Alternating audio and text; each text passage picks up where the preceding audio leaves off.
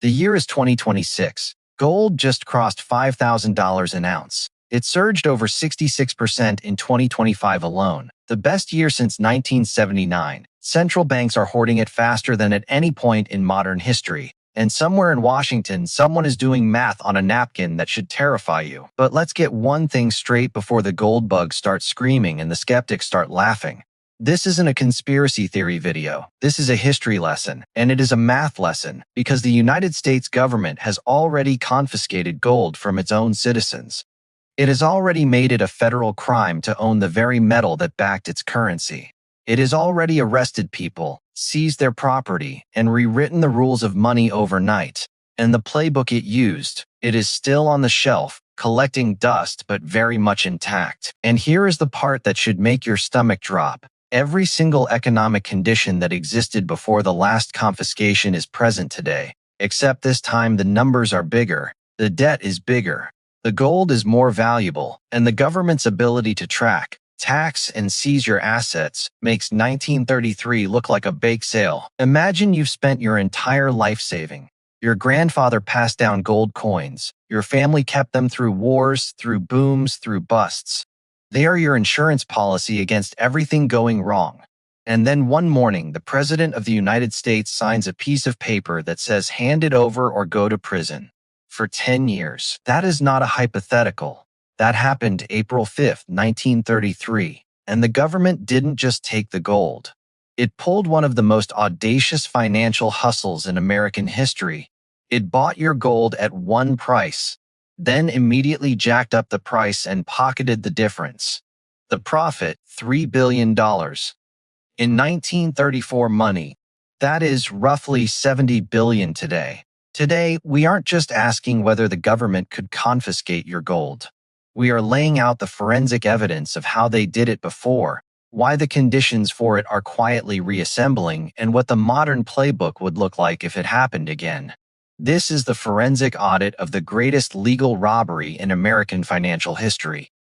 This is the Gold Confiscation Playbook, or How Uncle Sam Learned to Stop Worrying and Steal Your Savings. To understand why this threat is worth taking seriously in 2026, we have to rewind to the moment the original playbook was written, and it starts with the number 20.67.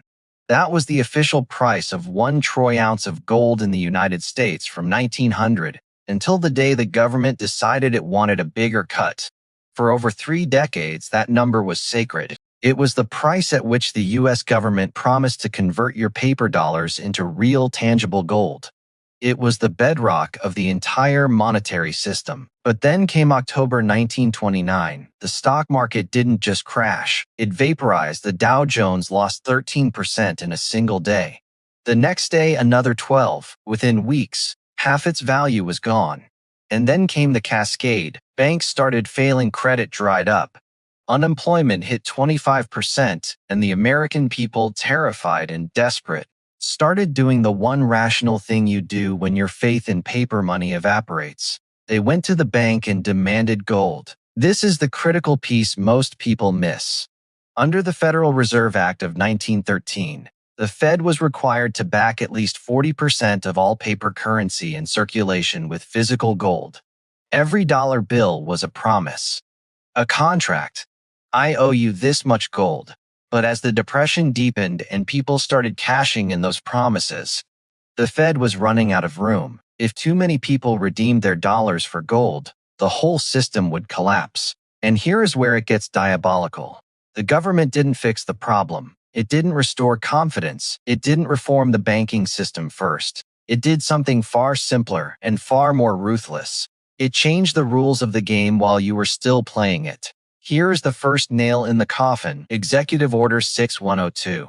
The original heist. April 5, 1933. Franklin Delano Roosevelt, barely a month into his presidency, signed Executive Order 6102. The language was almost Orwellian. It didn't say we are confiscating your gold. It said we are prohibiting the hoarding of gold coin, gold bullion, and gold certificates within the continental United States. Let that word sink in, hoarding. Overnight, the act of owning what had been legal money for centuries was rebranded as hoarding. as if holding onto your own property was somehow antisocial, as if saving was a crime. Every American citizen, every partnership, every corporation was ordered to surrender their gold to the Federal Reserve by May 1st, 1933. You had less than a month in exchange. They would pay you $20.67 per ounce. The penalty for refusal, a fine of up to $10,000. In 1933, that is the equivalent of nearly $250,000 today, or up to 10 years in federal prison, or both. Think about that. If your grandmother refused to hand over the gold coins her father gave her, she could go to prison for a decade for owning money. Now, there were exceptions. You could keep up to $100 in gold coins. That was about 5 ounces. Jewelers and industrial users could apply for licenses. And here is the one that would matter later. Coins of recognized special value to collectors were exempt. That little loophole would become the foundation of an entire industry. But for the average American, your gold belonged to Uncle Sam now. And most Americans complied, not because they wanted to, because the Depression had beaten them down so thoroughly that they trusted the government to fix things. As one historian put it, the paper currency they received in exchange had always been redeemable in gold, so few saw anything amiss. Most trusted the government's assurances that this was somehow necessary to combat the Depression. They trusted the receipt. They trusted the promise. That trust was about to be betrayed in spectacular fashion, and for those who didn't comply, the Secret Service, which operated under the Department of the Treasury, was tasked with hunting down violators. Louis Rufino, a man from Sutter Creek, California, gold country, was convicted of possessing 78 ounces of gold. He was sentenced to 6 months in prison and had his gold confiscated. 6 months in a cell for owning money. Even foreigners weren't safe. A Swiss banking company called UEBRC Finance Corporation had $1.25 million in gold coins stored with an American firm for safekeeping. The Swiss were shocked to discover their gold was confiscated too. They appealed. They were denied. They received paper money in return. When they tried to buy back the same amount of gold with that paper money, it would have cost them 40% more. The message to the world: if you keep gold in America, America keeps the gold. This is nail number 2, the bait and switch. The 41% heist. Here is where the playbook goes from heavy-handed to genuinely criminal in its elegance. On January 30th, 1934, less than a year after confiscating the gold, Roosevelt signed the Gold Reserve Act. This act did several things, but one of them was staggeringly brazen. It raised the official price of gold from $20.67 per ounce to $35 per ounce. Overnight. Let me put that in perspective for you. The government forced you to sell your gold at $20.67. Then months later, it declared that same gold was now worth $35. That is a 69% increase in value. Imagine someone comes to your house, forces you to sell your car for $10,000, and then immediately lists that same car for sale at $16,900 and pockets the profit. That is what the United States government did to its own citizens. The Treasury made a profit of nearly $3 billion on this one move. $3 billion in 1934. That was real money, country-changing money, and it came directly out of the pockets of every American who had dutifully surrendered their gold. But the theft wasn't just in the price difference. The Gold Reserve Act also transferred ownership of all monetary gold from the Federal Reserve to the U.S. Treasury. The Fed got paper certificates. The government got the gold. And then, to make sure no one could ever play this game in reverse, the act prohibited anyone from redeeming dollars for gold again. Your paper money was no longer a receipt for gold. It was just paper. The promise was broken, and if you thought you could fight it, think again. Frederick Barber Campbell, a New York attorney, had over 5,000 troy ounces of gold deposited at Chase National Bank. When he tried to withdraw it, Chase refused. Campbell sued. The next day, a federal prosecutor indicted him. His prosecution technically failed on a technicality. The president signed the order instead of the Treasury Secretary. But the court upheld the government's authority to confiscate gold, and Campbell's gold seized anyway. The message was clear: you can fight the law will still take your gold. But if you think this was a uniquely American moment of madness, wait until you see how the playbook spread, because governments around the world were taking notes. This is nail number 3, the global contagion. When confiscation goes international, Great Britain, the supposed bastion of property rights, pulled its own version in 1966. The British pound was in freefall. The government was hemorrhaging gold reserves. So what did they do? They passed the Exchange-Controlled Gold Coins Exemption Order, which is a very polite British way of saying you can't own gold anymore. It became illegal for UK residents to hold more than 4 gold coins dated after 1817 coins. If you wanted to buy more, you needed a collector's license from the Bank of England. This wasn't lifted until 1979. For 13 years, Britons couldn't legally buy gold bullion. Australia, the world's second-largest gold producer, did something even more direct in 1959. Part 4 of the Banking Act gave the government the power to seize private gold whenever the Governor-General deemed it necessary for protection of the currency. They literally wrote a law that said we can take your gold whenever we feel like it. That power stayed on the books until 1976. India went even further. The Gold Control Act of 1963 flat-out banned citizens from owning gold bars and coins. In India, a country where gold is woven into the very fabric of cultural and religious life, a country where gold is given at every wedding, stored in every temple, and passed down through every generation, all existing bullion had to be converted into jewelry and declared to authorities. Of course, a massive black market exploded overnight. Smuggling networks sprang up. The law didn't reduce gold demand. It just criminalized an entire population's relationship with its most sacred asset. The law failed so spectacularly that it wasn't abolished until 1990. But for 27 years, owning a gold bar in India was a criminal offense. And even today, Indian authorities can legally confiscate personal gold holdings over certain weight thresholds. A man is allowed 100 grams. An unmarried woman, 250 grams. A married woman, 500 grams. Anything over that, subject to seizure. In 2026, with gold at $5,000 an ounce, 500 grams is worth roughly $85,000. The government gets to decide how much of your own wealth you are allowed to hold in its most ancient form. France required mandatory gold registration during the 1940s. The Soviet Union conducted outright forced confiscation during the 1920s and 30s. Hitler confiscated Czech gold reserves after marching into Prague, then seized gold from Jewish citizens fleeing the Reich. The Nazis made it illegal for Jews to take any valuables when they fled. The pattern is unmistakable. When governments are desperate, gold is the first thing they reach for. And that brings us to nail number 4, the Nixon shock. The final broken promise, August 15, 1971. President Richard Nixon appeared on television and announced what he called a temporary suspension of the dollar's convertibility into gold. If you skipped Econ 101, here is what that means in plain English. The United States had been promising the world that any foreign government holding dollars could exchange them for gold at $35 per ounce. That was the Bretton Woods Agreement, the foundation of the post-World War II monetary system. The dollar was literally as good as gold. But there was a problem. The US had been printing far more dollars than it had gold to back them. It was like writing checks on an account you knew was running low, hoping nobody would cash them all at once. Francis Charles de Gaulle figured this out and started demanding gold for his dollars. He literally sent warships to New York to pick up French gold from the Federal Reserve Vault. Germany followed, Britain followed.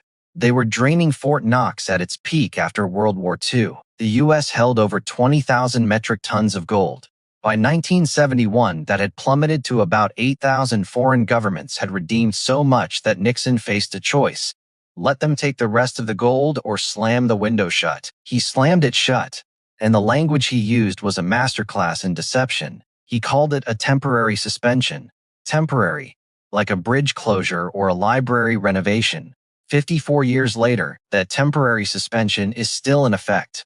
This was, in practical terms, a confiscation of gold from every foreign government that held dollars. They had been promised gold, they got paper, and the paper. It immediately started losing value. Within 2 years, the dollar had devalued by over 10%. By the end of the decade, inflation had ravaged the American economy so badly that gold rose from $35 to over $800. He slammed it shut, and that temporary suspension. It has been in effect for over 54 years. This was, in practical terms, a confiscation of gold from every foreign government that held dollars. They had been promised gold. They got paper. And on December 31st, 1974, in one final act of this saga, President Gerald Ford signed Executive Order 11825, repealing Roosevelt's original confiscation order. Americans could legally own gold again. After 41 years, but here is the punchline. By the time you were allowed to buy gold again, it was no longer $20.67. It was trading at nearly $200 per ounce. If you'd been allowed to keep your gold in 1933, your $20 coin would have been worth almost 10 times more. Instead, you got paper, the government got the gold, and the gold got expensive. That is not a market. That is a magic trick. Now, I can hear the skeptics. That was almost a century ago. Different world, different economy. We're not on the gold standard anymore. The government has no reason to take gold today, and that argument would be comforting if it weren't for what is happening right now. This is nail number 5. The debt bomb. 38.5 trillion reasons to worry. As of early 2026, the United States national debt stands at approximately $38.5 trillion. Let me say that again because numbers this large tend to bounce off the brain like water off a duck. 38.5 trillion. If you stack that in $1 bills, the pile would reach the moon and back multiple times. But the stack isn't sitting still. It is growing. Every single day, the government adds roughly $5 billion in new debt. The federal deficit for fiscal year 2025 was $1.78 trillion. That means the government spent almost $2 trillion more than it collected in a single year.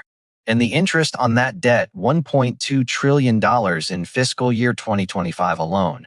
Interest payments nearly doubled in just 3 years, from around $500 billion in 2022 to $1.2 trillion in 2025. Let me translate that. The United States now pays more in interest on its debt than it spends on national defense, more than it spends on Medicare. The interest bill alone is now the second largest line item in the entire federal budget. We are paying $1 trillion a year in interest on money we already spent. It is like making minimum payments on a credit card the size of a continent. Even Federal Reserve Chairman Jerome Powell has called the current fiscal path, and I quote, unsustainable. That word should make your ears perk up. When the chairman of the Federal Reserve tells Congress that the math doesn't work, it means the math really doesn't work. And here's the number that should keep you up at night. The U.S. government owns 8,133 metric tons of gold. That is 261.5 million troy ounces, the largest sovereign gold reserve on Earth. But on the government's books, that gold is valued at $42.22 per ounce. That is the statutory price set in 1973. It hasn't changed in over 50 years. At that outdated price, America's gold reserve is worth about $11 billion. A rounding error in a $38 trillion debt, but at the current market price of around $5,000 per ounce, that same gold is worth over $1.3 trillion.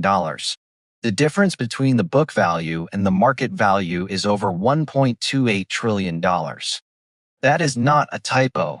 $1.28 trillion of value sitting in vaults, invisible on the government's balance sheet waiting to be unlocked.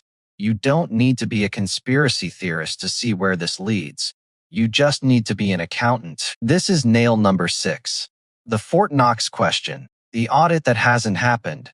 The last comprehensive audit of Fort Knox was in 1953. Let that sink in. The last time anyone truly verified the contents of America's gold vault was 73 years ago. Eisenhower was president. Television was in black and white. The Korean War had just ended. In 1974, a small group of journalists and congressmen were given a brief tour, often mistaken for a real inspection. It wasn't. Since then, only routine vault seal checks have occurred, with access limited to a handful of Treasury officials. Stephen Mnuchin visited in 2017 and declared everything is fine. That is it. a building holding 147 million troy ounces of gold worth over $700 billion at the time. And the last person to actually look inside was a politician who took a quick peek and gave it a thumbs up. In 2025, President Trump, backed by Elon Musk and Senator Rand Paul, called for a full audit of Fort Knox. The public rhetoric was about transparency. Musk posted on social media asking who is confirming that the gold wasn't stolen from Fort Knox. Senator Paul introduced legislation to require a full independent audit every 5 years. Since November 2024, the U.S. received over 12.5 million ounces of gold, a record influx that created tightness in global supply, particularly in London. J.P. Morgan alone delivered over $4 billion worth of gold into COMEX vaults. Something is moving, Treasury Secretary Scott Bessent initially said, and I quote, "We're going to monetize the asset side of the U.S. balance sheet for the American people." He later clarified that he didn't specifically mean repricing gold, but the fact that monetizing the balance sheet is even in the vocabulary of the Treasury Secretary should make every gold owner sit up and pay attention. Because there are really only two ways to monetize gold reserves. Option A, you revalue the gold on the books to market price, creating an accounting windfall of over $1 trillion. Option B, you don't just revalue it, you acquire more. And if the government decides it wants more gold, the question becomes, where does it get it? It can buy it on the open market, which would send prices to the moon, or it can do what it did in 1933. It can take it from you. Now we arrive at the part of the story that explains why this isn't academic. This is nail number 7, the gold rush of 2025. The year central banks lost their minds. In 2025, total global gold demand exceeded 5,000 metric tons for the first time in history. Central banks bought 863 tons. That is the third consecutive year they purchased over 1,000 tons, counting 2022, 2023, and 2024, before stepping back slightly in 2025. But in dollar terms, the numbers are even more staggering. Global gold demand reached $555 billion. That is a 45% increase year on year. Gold surged over 66% in 2025. It shattered 53 all-time price records during the year. It crossed $4,000 per ounce in October. Some analysts now project $7,000 by the end of 2026. Bank of America set a target of 5,000. Goldman Sachs called gold its highest conviction trade. J.P. Morgan forecasted continued demand, averaging 585 tons per quarter from central banks and investors in 2026. And who is buying? Everyone. Poland led the pack in 2024, adding 90 tons. China's central bank added aggressively throughout 2025, bringing its total holdings to 2,285 tons. India moved up to the 8th largest holder globally with over 876 tons.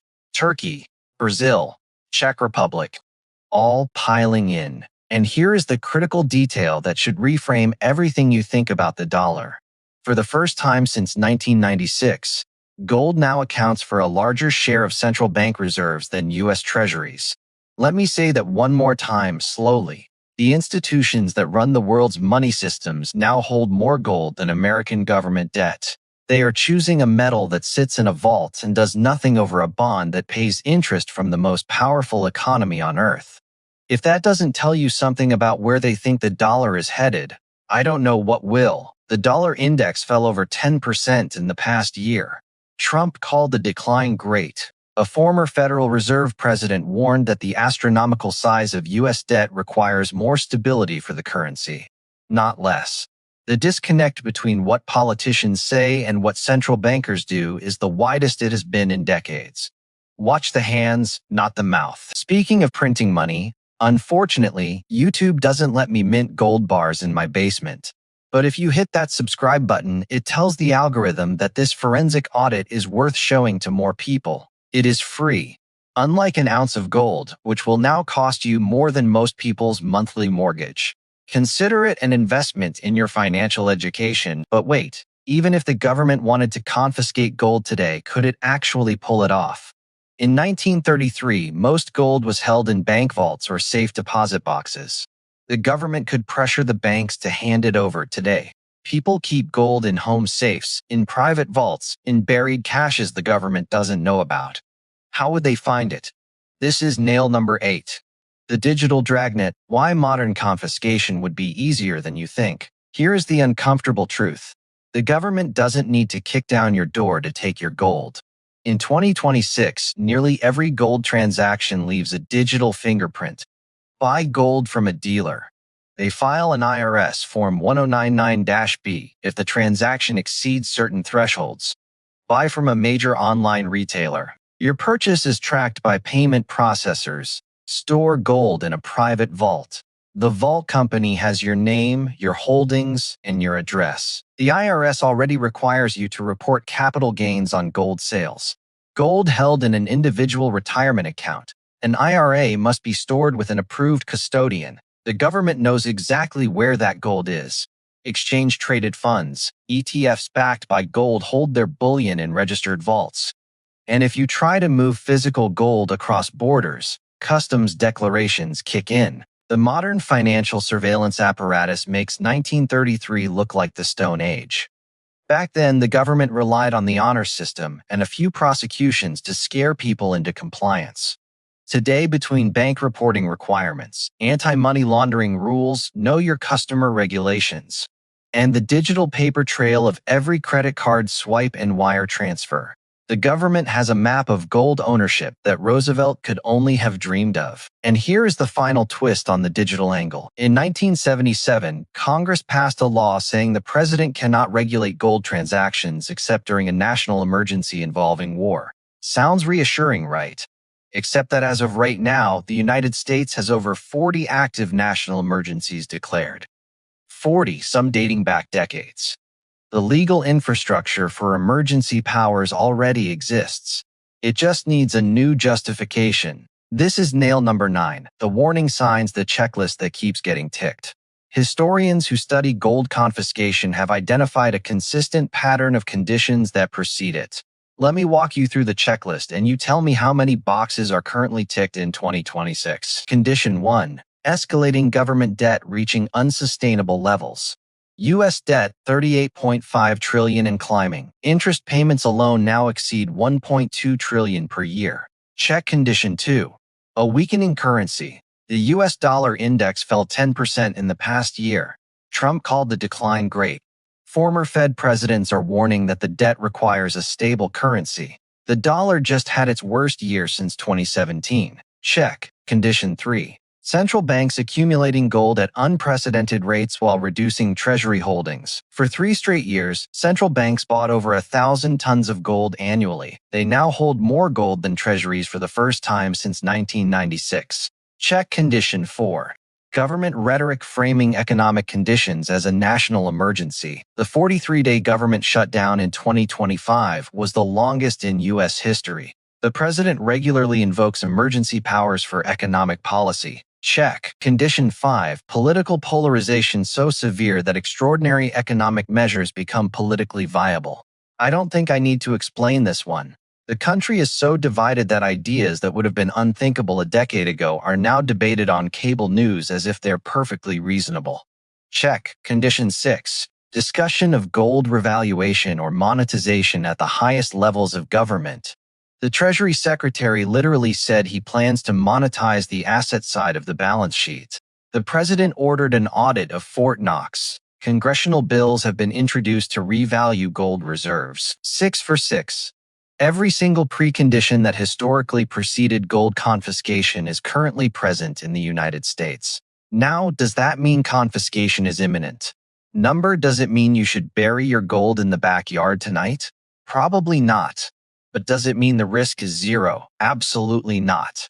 And anyone who tells you it can't happen here is ignoring the fact that it already did. But if you think an outright 1933-style seizure is the only play in the book, you are thinking too small. This is nail number 10, the modern playbook. How confiscation could happen without anyone calling it confiscation. A 21st century government doesn't need to sign an executive order demanding you hand over your gold. That is crude. That is 1933 thinking. The modern approach is far more elegant, far more insidious, and far harder to fight because it won't look like confiscation at all. Imagine instead a windfall profits tax on gold. Gold has risen 500% in the last 5 years. Politicians start calling gold owners speculators, hoarders, the same language Roosevelt used. The government passes a special surcharge, a 60 or 70% capital gains tax on precious metals gains above a certain threshold. They frame it as fairness. They say the billionaires are hoarding gold while ordinary Americans struggle with grocery bills. Technically, they haven't confiscated anything. You still own your gold. You just can't sell it without handing most of the profit to the government. The effect is the same. Your gold becomes an asset you can hold but can barely monetize. A golden prison. Or imagine mandatory reporting thresholds drop. Instead of reporting sales over a certain amount, every gold transaction purchase or sale above 1 ounce triggers a report. The government doesn't take your gold. It just makes sure it knows exactly what you have. Then the tax letter arrives. Or consider a forced sale to the Treasury at a fixed price. Not market price. A government-determined fair value price, maybe $2,000 per ounce when the market is at $5,000. You are compensated, just not fairly. Sound familiar? It should. That is exactly what happened in 1933. And for those who keep their gold in ETFs or IRAs, the vulnerability is even more direct. The government could simply mandate that gold-backed retirement accounts be converted to treasury bonds. For your protection, of course, for the stability of the financial system, for the national interest. The gold in those funds is held by custodians who are regulated by the government. A single regulatory change could redirect that gold into federal hands without a single knock on a single door. And here is where it gets truly uncomfortable. If you store your gold overseas, say in Switzerland or Singapore, the government doesn't need to confiscate it. It can simply make repatriation impossible. Capital controls. Foreign asset reporting requirements so onerous and penalties so severe that compliance becomes practically impossible. You technically still own the gold. You just can't bring it home without a fight. But there is one more scenario that deserves the most attention because it is the most likely and the most subtle, the gold revaluation play. This is the move some analysts believe is already in motion. This is nail number 11. The quiet heist revaluation as confiscation. The U.S. Treasury currently values its gold at $42.22 per ounce. At market prices above $5,000, that gold is worth over $1.3 trillion. If the government simply updates the book value to market price, it creates an accounting windfall of over $1.28 trillion on the federal balance sheet. Peter Grandich, a well-known market analyst, said revaluation makes sense because it kicks in almost $1 trillion toward paying down debt. The Federal Reserve has already confirmed that the Secretary of the Treasury has the power to issue gold certificates backed by Treasury holdings. These certificates can be traded without physical gold transfer and can be monetized. The mechanics are already in place. The tools are built. The instruction manual has been read, and the rhetoric is intensifying.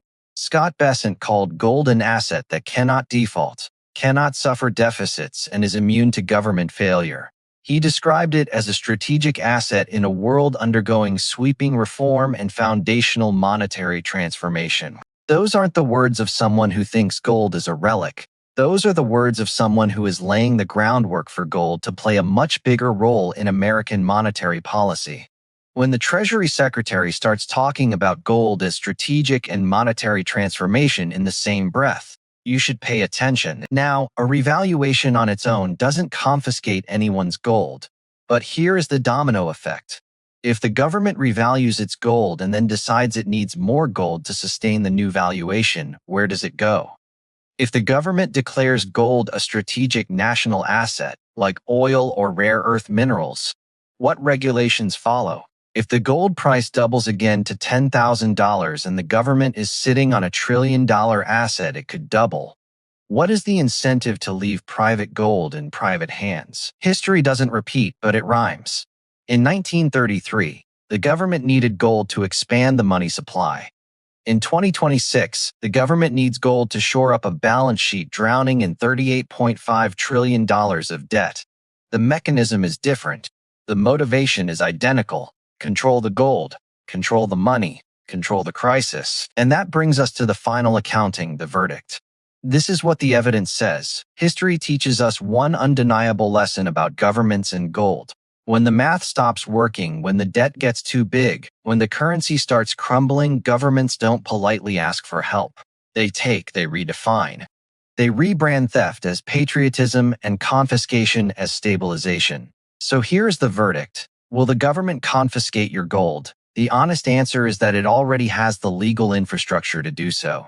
It has the precedent. It has 40 active national emergencies that could provide the justification. It has a $38.5 trillion incentive. It has a gold reserve valued on its books at a price that hasn't been updated since Watergate. And it has a Treasury Secretary who has publicly discussed monetizing the balance sheet. Let me lay out the final bill. 1. Precedent Executive Order 6102 proved the U.S. government can and will confiscate private gold. It stood for 41 years. It was enforced with prison sentences and fines equivalent to $250,000 in today's money. It was upheld by the courts.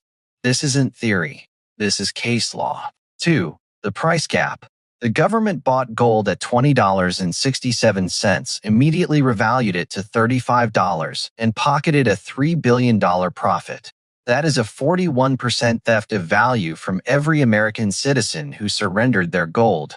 When you hear the word compensation, remember compensation at a rigged price isn't compensation. It is a receipt for a robbery. 3. Global pattern. The US, UK, Australia, India, France, Soviet Union, and Nazi Germany have all confiscated or banned private gold ownership within the last century. It is not an anomaly. It is not a one-off. It is a recurring feature of governments in financial distress. The playbook has been used on every continent under every political system in both wartime and peacetime. 4. The current debt $38.5 trillion and climbing at $5 billion per Dalton Y. Interest payments of $1.2 trillion per year and accelerating. The fiscal path is, by the Fed's own admission, unsustainable. The government missed its legally required budget submission deadline this year. Nobody has a plan to fix it. 5. The gold math, 8,133 tons of gold still valued at $42.22 per ounce on the government's books. Market value over $1.3 trillion. That is the single largest unrealized accounting gain in the history of sovereign finance. Every day the government doesn't mark that gold to market is another day. It is choosing to ignore a $1 trillion asset. 6. The surveillance state. Modern financial tracking makes 1933 enforcement look primitive. The IRS bank reporting laws, anti-money laundering regulations, digital transaction records, and custodial storage requirements mean the government has a detailed map of who owns gold, how much, and where it is stored. Enforcement wouldn't require the honor system. It would require a database query. There will be debates. There will be analysts who tell you it can't happen. There will be gold dealers who tell you to buy more. The truth, as always, lies in the evidence. And the evidence says that when a government is drowning in debt, when its currency is weakening, when its central bank is buying gold at record rates, and when its leaders are openly discussing the monetization of gold reserves, the risk is not zero. It is not theoretical. It is historical. It is mathematical, and it is present. But here's the thing the playbook never accounts for. In 1933, the American people handed over their gold because they trusted the system. They believed the government when it said this is temporary. They believed the receipt was as good as the gold. They believed the depression would end faster if they just obeyed. That trust was betrayed, and trust, unlike gold, cannot be minted, cannot be stored, cannot be revalued once it is gone. It takes generations to rebuild. Think about that Swiss banking company that stored its gold in America for safekeeping. Think about the 41% of value that evaporated when the government changed the rules. Think about the families who dutifully turned in their grandfather's coins and received paper money that bought less with every passing year. The gold survived, the promises didn't, and the people who trusted those promises, they paid the price with their savings, their security, and their faith in the system that was supposed to protect them. The greatest protection you have isn't a vault or a legal loophole or a Swiss bank account. It is knowledge. It is understanding the playbook so well that if they try to run it again, you see it coming. It is knowing that the word hoarding is what governments call saving when they want what is yours. It is knowing that compensation at a government set price isn't fairness. It is a discount on theft. It is knowing that temporary can last 54 years and counting. Economics isn't just about money. It is about who controls it, who loses it, and who never sees it coming until the receipt in their hand is the only gold they have left. If you found this forensic deep dive valuable, hit that like button. It helps this video reach more people who need to understand that the most dangerous words in finance aren't sell everything. They're handed over. And subscribe if you want to be here for the next chapter, because the story of who controls the gold is the story of who controls the future. And right now, that story is being written in real time. On balance sheets and vault transfers. In the quiet language of Treasury secretaries who say monetize when they mean take. I'll see you in the comments. And remember, the price of gold is measured in dollars, but the cost of losing it is measured in freedom.